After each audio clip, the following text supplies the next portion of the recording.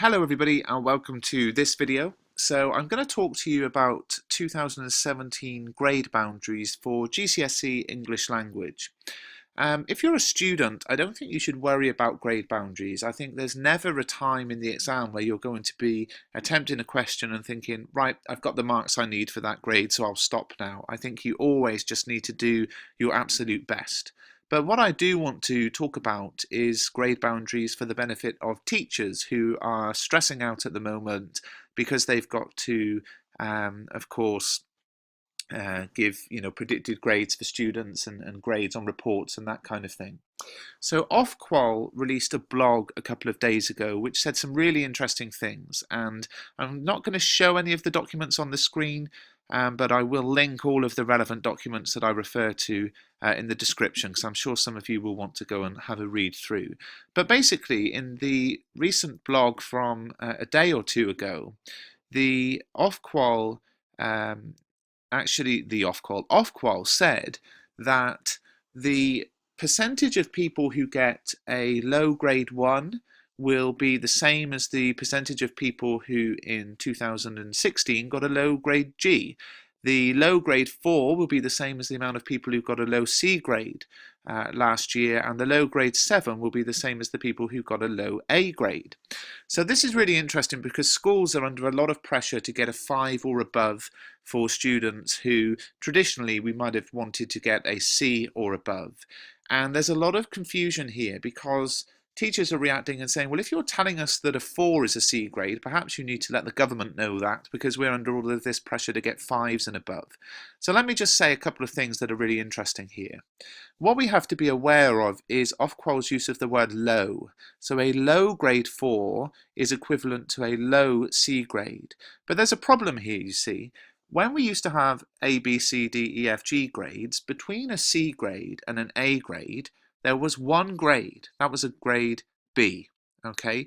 But now, when we know that a low grade 4 is the equivalent to a low C, and a low 7 is the equivalent of a low A, there are two grades between a 4 and a 7. There's a 5 and a 6. So it's not enough to say, well, the 4 is a C, the 5 is a B, and the 6 is an A. There are actually two jumps up in between. So that's where the pressure is coming from a 5, because if a 4 is a low C grade, we could sort of say, well, a 5 is probably a high or a mid C grade, and a 6 is closer to a B, and a 7 is like an A. So that's where the discrepancy comes in, teachers, is because whereas before there was one grade between a C and a B, the C and the A, the C and the A, which was the B, there are now two grades between the 4 and the 7. Even though the 4 is like a low C and the 7 is like a low A, there are two grades between them. So that's where the pressure to get a 5 is coming in. Now, how do we work out the 5? A lot of people have said, well, if you're telling us, how many people are going to get a 4 and above, which is 70%, because that was the 2016 criteria. If you're telling us how many people are going to get a 7 or above, which is 17%, because that was the 2016 data, then why can't you tell us how many people are going to get a level 5, grade 5, because that's what we're under pressure to get from our students. But of course Ofqual have responded to this and said, well, it's not quite as easy because we never know how well people are going to do in the exams. So the exam paper is out of 80, both papers together out of 160. And what they'll do is they'll look at how everybody does in the country, and they'll look at that mark that is achieved by only 17% and above, and that will become the low grade 7. They'll look at that mark that is achieved by 70% and above, and that'll become the low grade 4. And then the mark between those two marks, which could be a wide variety of numbers, there's no real way of knowing how everybody's going to do on this new system, will be divided by 3 to work out what is a 5 and what is a 6. So you could have a guess at it, but what they're saying is, look, we will tell you without a shadow of a doubt that 70% of students are going to get a low grade 4, a grade 4 or above, and 17% of students will get a 7 or above. And then we'll work out, whatever those marks are, we'll divide them equally to work out what the 5 and 6 is. And that's how they work out, the criteria for the exams. But there's something to hold on to here, because just to sort of summarize what they're saying, last year on the A to C criteria, 70% of students got a C grade or above in GCSE English. This year, on the numbers system, 70% will achieve a grade 4 or above. Will achieve, not with a D, I apologise for that. And also, 17% last year got a grade A or above, and this year, 17% will get a 7 or above. Now, there's some use here in looking back at, okay, well, what were the grade boundaries then? What were the marks needed to achieve these grades in last year's exam? So if we take a look at, for example, the AQA exam, we can say, okay, so last year on the AQA higher tier English language paper, you needed to get 40 out of 80 to get a C and 50 out of 80 to get an A. Now, of course, there are two things to take into account here. The new exam system, I think all teachers would agree, is definitely harder than the old exam system. So you would imagine that the marks would drop a bit because actually, you know, if 70% of students were able to get half marks on the old paper, I don't think 70% of students are going to get half marks on the new papers. It's probably going to be a bit lower. The other thing to think about, though, is that controlled assessments were still taken into account on the old exam, and that would have inflated the grades a bit because obviously the criteria was a bit easier to achieve on, with the idea that you could actually be taught to the essay title and all of that kind of thing. But as a rough guide, we could actually say, well, this is quite an interesting numbers system here. 40 out of 80 for a C. If it was the same this year, it would be 40, you know, about half marks in the papers to get a low level 4, and then 50 out of 80 for the low end of the A would mean, if it's the same in 2017, that about 50 out of 80 would get you the low level 7. That certainly seems to be somewhere in the right region. And the reason I say that is because what I'm saying is last year, 70% of students were able to get 40 or above in 40 out of 80.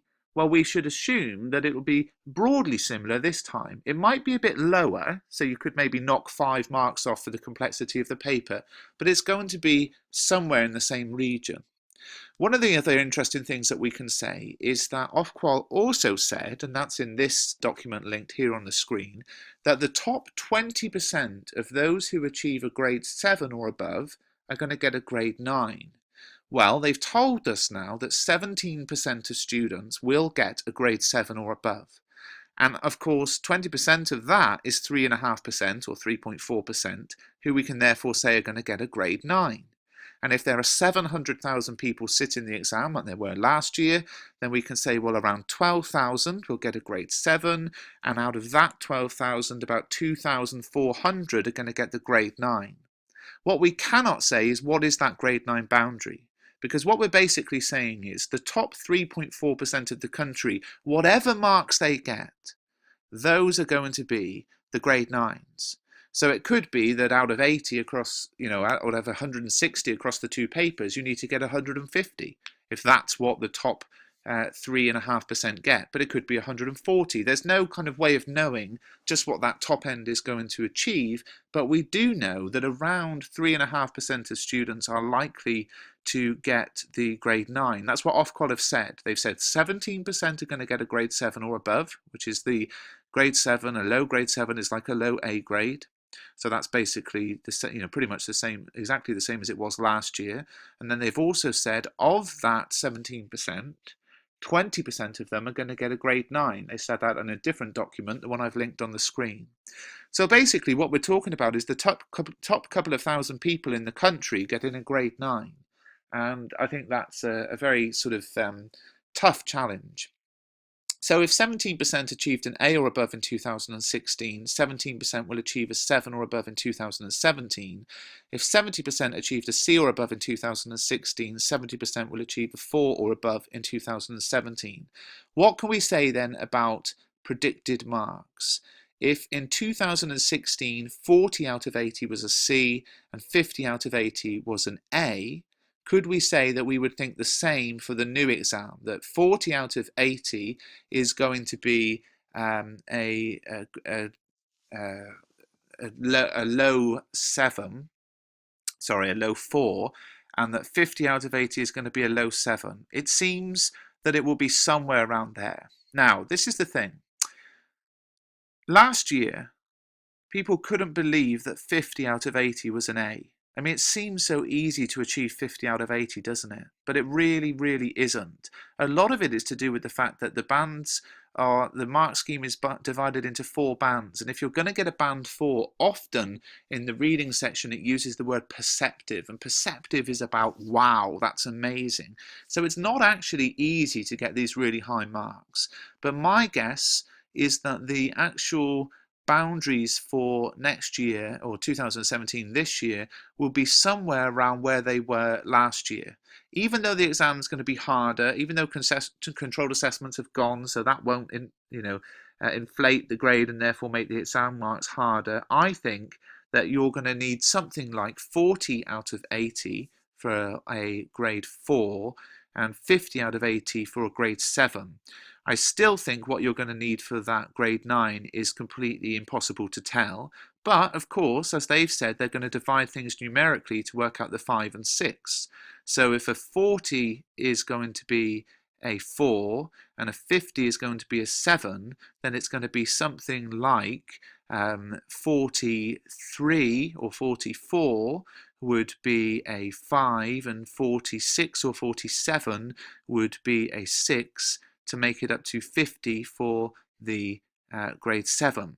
Now, what's really interesting there, and this is where I think it gets very difficult because of the amount of numbers that are now in this system, because it's a 9-number system, because like I said, there's such a big gap now between the equivalent of the low C and the low A, is that there really could be just a few marks between 2 or 3 different grades. So I think you could probably get a 4, 5, 6 or 7 dependent on 10 marks in the exam. I think that's what we're talking about. I think it's going to be a very fine margin.